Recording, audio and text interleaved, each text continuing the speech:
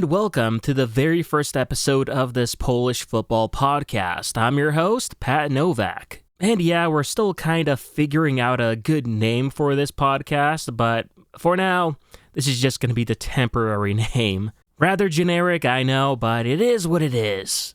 Now, since it's already 2025 and Poland have yet to still have played a match, we're going to start things off with a quick recap of 2024, considering that's where a lot has happened with the Polish national team. Now, you can't talk about 2024 without at least touching 2023 a bit, as that's when Poland hired Michał Probierz as its national team coach, the selekcjoner. And his mission, of course, was to save the national team from its current slump and, of course, get into Euro 2024. As Poland at that time was not looking good whatsoever. It's probably the worst Polish national team that I can remember. It already was looking quite terrible under Czesław Michniewicz, and after Fernando Santos, it was just the lowest it could possibly be. And with Poland's chances in making Euro 2024 from the group stage pretty slim at that point, Poland just needed a fresh change, a fresh new coach, and we got that of Michał Probierz. And yeah, he came in and changed the system around for the better, in my opinion. He removed some of the gut on the roster, replacing it with younger players in preparation for a generational change, and as well switched up our playstyle too. Instead of Poland's usual old-school setup with a focus on a defensive approach with counterattacks in a 4-4-2 or 5-3-2, Probierz's plan was to make Poland catch up with modern times and finally play a fast-attacking football with a 3-5-2 formation. One that's not only attractive to watch for the fans, but could also make the most out of Poland's attacking midfield talent, whom previously were not being utilized to their fullest potential. And on paper, this sounded like a brilliant idea because, yeah, why not?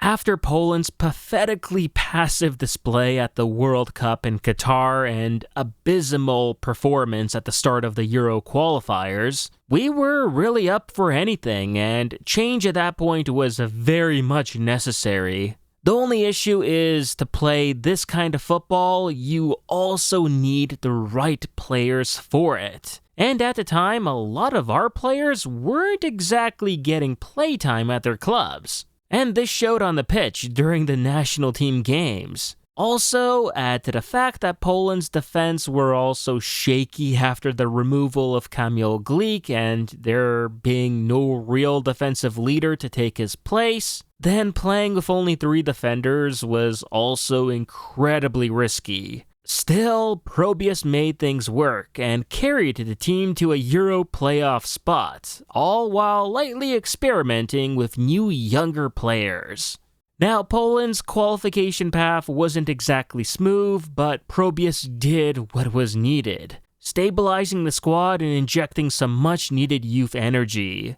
Now, the playoff against Estonia was pretty much a formality, as Poland dominated start from finish, winning 5-1 in a game that showcased the true attacking potential of this new-look team. Of course, Estonia wasn't the real test. That came in the final against Wales, where Poland fought to a 0-0 draw before scraping through on penalties, thanks to, of course, Wojciech Szczesny's heroics. And yeah, it wasn't pretty, but it got the job done. Poland had officially booked their ticket to Euro 2024.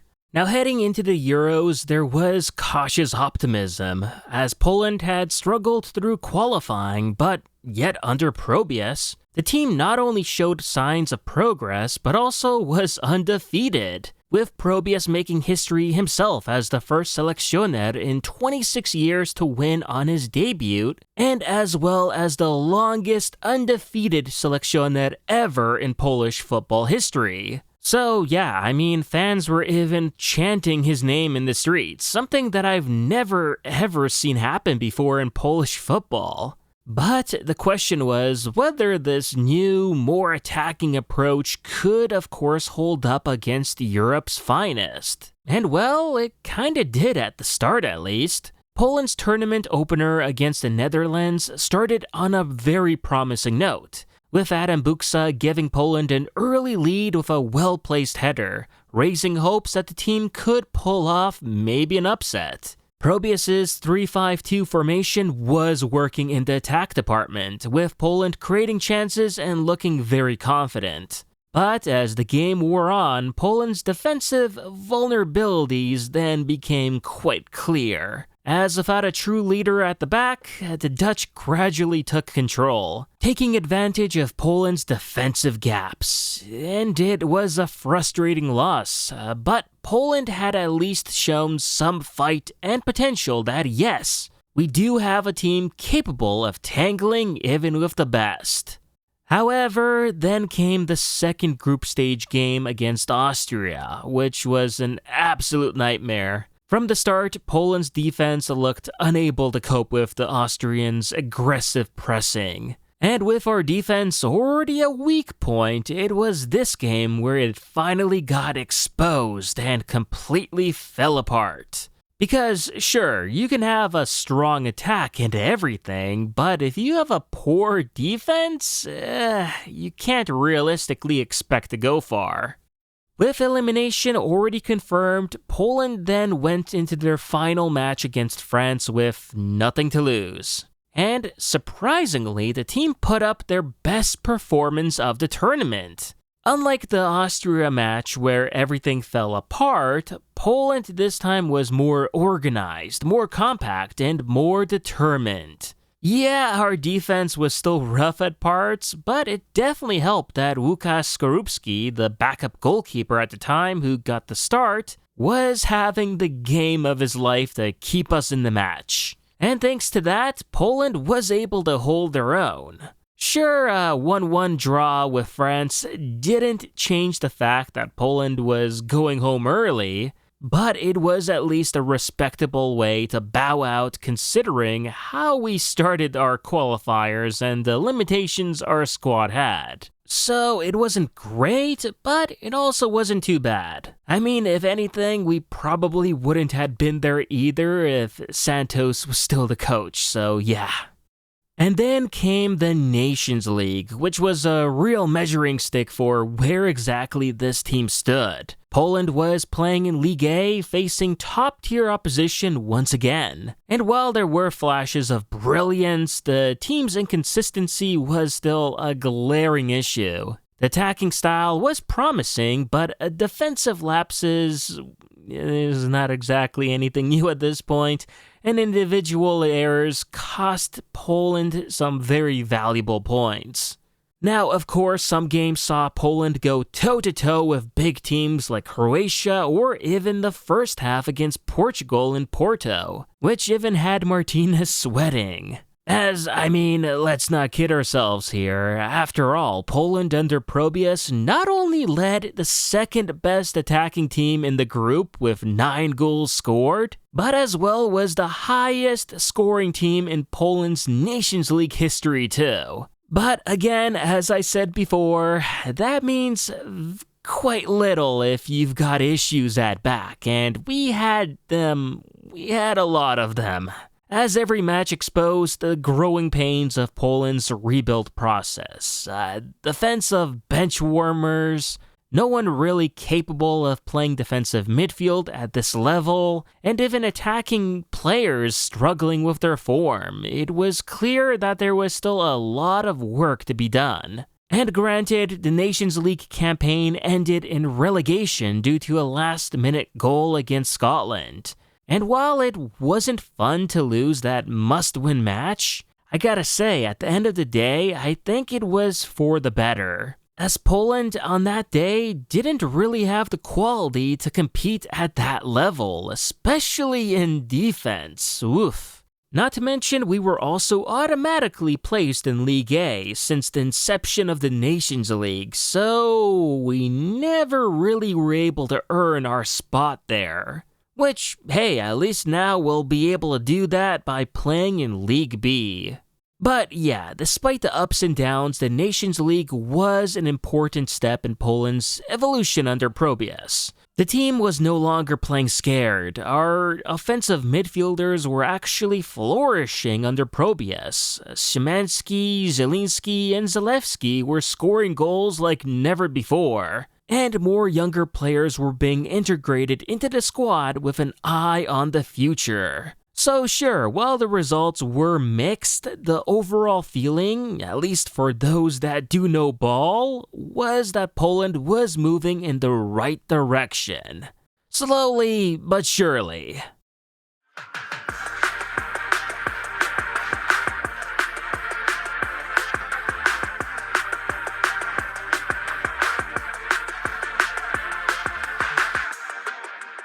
With 2024 behind us, all eyes are now on 2025 as Poland gears up for the road to the 2026 World Cup. Drawn into Group G, Poland will face Finland, Lithuania, Malta, and the loser of the Nations League playoff between Spain and the Netherlands. And, well, what can really be said about this group? It's definitely one where Poland should be capable of securing second place and advancing to the playoff round. But naturally, the goal should always be first place, which guarantees automatic qualification to the World Cup. Now, the biggest question mark here is which team, Spain or the Netherlands, will drop into this group from the Nations League playoffs. Many would prefer it to be the Netherlands, as they, well, appear weaker on paper compared to Spain at least, and didn't cause too many problems at Euro 2024 for Poland. That said, by the time Spain or the Netherlands actually begin their World Cup qualifying campaign in June, Poland should ideally be a stronger side as well. And if the defensive situation stabilizes and players like Jakub Kiwior or Kamil Piątkowski remain in form, or if someone like Bartosz Skrzypczak emerges as a reliable defensive reinforcement, then Poland could be in a much better position to compete. However, while the group may not seem too daunting at first glance, Poland at the same time can't afford to underestimate Finland, Lithuania, or Malta either. As, come on now, we all remember how overconfident people were about Poland's Euro 2024 qualifying group, with some calling it the easiest group draw in years. Only for that campaign to turn into a complete struggle, as we all remember, capped off with that infamous loss to Moldova. And if that experience has taught us anything, it's that the phrase that there are no weak teams in Europe holds more truth than ever before these days, at least for us. Speaking about Moldova, aside from the World Cup qualifiers, Poland is also set to play 2 friendly matches in 2025, one of which is reportedly against Moldova itself. And given how the Euro qualifying campaign went, it's safe to say that there's no love lost between Polish fans and Moldova.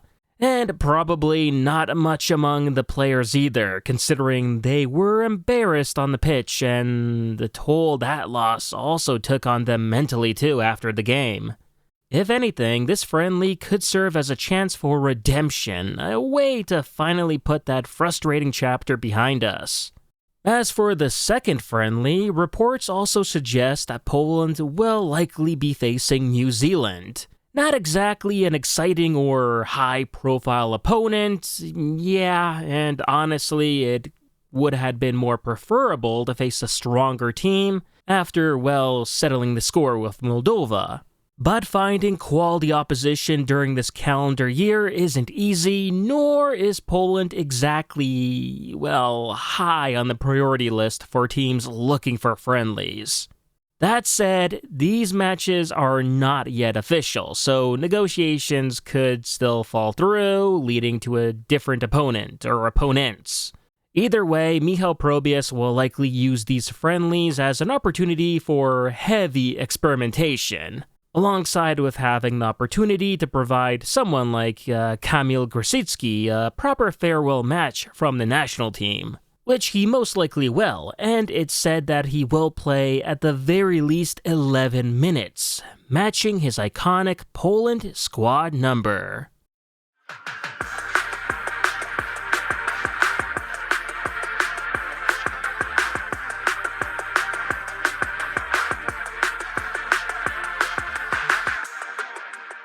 Last but not least, we need to talk about the winter transfer window, which closed this month and saw some high-profile moves involving the Polish national team players. And starting with the defense, Tymoteusz Puchac made the jump from the Bundesliga to the English Championship with a loan move to Plymouth Argyle. While on paper, this move may seem like a downgrade, swapping Tier 1 football in Germany for second tier in England, but given how little Puchac actually played at Holstein Kiel, then any move that guarantees him regular playing time is a positive. And hey, if it's gonna be Tier 2, then better it be the Championship, arguably the strongest second-tier league in the world. Fortunately, he's already become a fan favorite and a key player for Argyle, so if the club does avoid relegation, then I wouldn't be surprised if he does opt for a permanent move rather than going back to warm the bench in Germany. Next, we have Kamil Piątkowski, who left Red Bull Salzburg for Kasımpaşa in Turkey, a move that at face value does raise eyebrows, as Piątkowski was a guaranteed starter at one of Austria's best clubs, so why then make the switch to a mid-table Turkish side? And there are two possible reasons for this. First, he has been seeking a change of scenery with warmer weather for some time now, as he previously attempted a move to Spain with a loan spell at Granada, which didn't work out so well. So when Kasımpaşa came on a calling, he jumped at that chance. Secondly, there are rumors that Salzburg's coach no longer saw him as a guaranteed starter, making this move, in that case, much more understandable. And while Kasımpaşa is a weaker club in comparison, the Turkish Super League is arguably a stronger league than the Austrian Bundesliga, so at the very least, there's that. But of course, the biggest defensive transfer, however, was actually Przemysław Frankowski's late move from RC Lens to Galatasaray. As unlike Piątkowski, Frankowski traded a mid-table team in a strong league for a top club in a weaker league. But with Galatasaray sitting at the top of the table and likely securing Champions League football next season, then it's an easy decision to justify. And being at a top club will also provide Frankowski with more competition too, keeping him sharp, and that's something that wasn't exactly guaranteed at Lens. Additionally, Mateusz Wieteska left Cagliari for PAOK, and Patryk Peda moved from Palermo to Juve Stabia, both on a loan. Wieteska's move has been a success so far. He's playing 90 minutes every game since he's arrived in Greece, which is exactly what he needed. Peda, on the other hand, is struggling. He's only played once in 5 matches, which begs the question, what was the point of this move?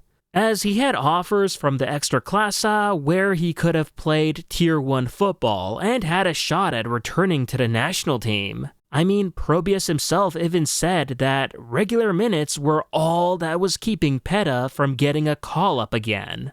If his lack of game time continues like this, then he may be out of contention for the upcoming World Cup qualifiers. Which is unfortunate, considering his solid performances for Poland when given the chance. I mean, he looked better than both Kiwior and Bednarek in the games that he did play. So it goes without saying that here's hoping that his situation in Juve Stabia does improve sooner than later. Moving into the midfield now, the biggest move by far has to be said that it was Nikola Zalewski's switch from Roma to Inter Milan. And it's no secret that Zalewski was struggling at Roma. The lack of minutes, a lack of trust, the contract disputes. It was all one big mess, and at one point the club even tried to offload him to Turkey for some quick cash before his contract expired. But he of course refused. In fact, he rejected every offer until Inter came knocking. And some Polish fans weren't also exactly thrilled about this move, thinking that he should have gone instead to France or the Netherlands where he did have offers. But let's be real here, Zalewski is Italian as much as he is Polish. Like, he grew up watching the great Inter teams of the 2000s, and when a club of that stature calls you, you don't say no. It's like a Canadian hockey player turning down the Maple Leafs. It just does not happen. Plus, Inter's coach Inzaghi had been tracking him for months and pushed for the move. And, well, in just 3 matches, Zalewski has already played more minutes in Inter than he did at Roma all season long. So, yeah, great move. Another big one was Jakub Moder leaving Brighton for Feyenoord. It's another small fish in a big pond to a big fish in a small pond kinda deal. Sure, let's not sugarcoat it, it's a downgrade in league quality, but the key thing is that he's actually playing now, as Moder has been racking up minutes and improving steadily too, getting back to the level that we saw before his ACL injury. And like Probius did say last year, that Moder is too talented for Polish football to give up on. He just needed regular minutes, which Brighton wasn't giving him. And Probius did what he could by playing him as much as possible for Poland, but at the end of the day, it's the club football that matters most. And considering that Moder played such a key role in knocking AC Milan out of the Champions League, yeah, this move looks like a win to me. Now, 2 more notable midfield moves are Kasper Urbanski's loan from Bologna to Monza and Mateusz Bogus's transfer from LAFC to Cruz Azul. Urbanski's move was all about the playtime. Monza straight up told him that he'd start if he did come over, and that's exactly what he needed, especially at his age. It's all about playing as much as possible, even if Monza is a relegation candidate team.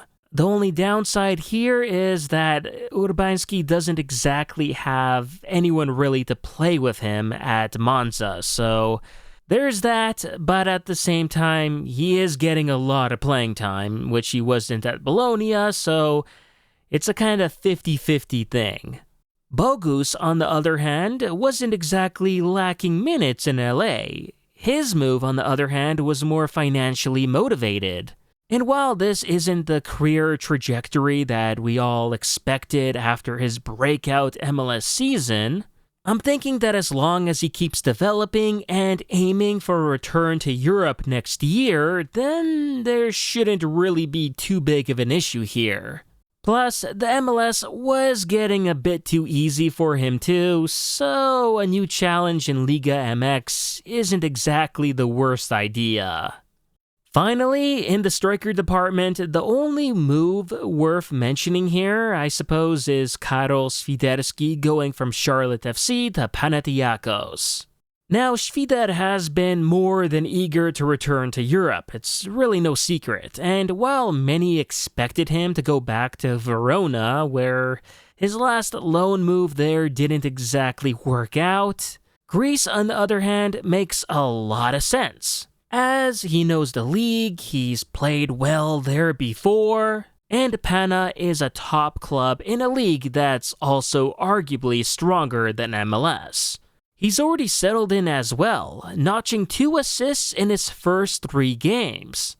And let's be honest, he probably just feels more comfortable in Athens than he did in the US. As from what I've heard, it was the safety concerns for him and his family that was one of the main reasons that Świder wanted to get out of the States ASAP and go back to Europe. But yeah, other than that, I suppose that wraps up the major winter transfers for Poland's national team players. For the most part, I'd say they were solid moves, with a clear trend of players prioritizing regular minutes over prestige. And that's exactly what the national team needs going into the World Cup qualifiers. With the first call-ups of 2025 coming in just a few weeks, I'll be putting together another episode covering that. So be sure to subscribe and follow our socials for updates on the next pod. Otherwise, that's a wrap for today. Thanks for tuning in, and I'll catch you on the next one.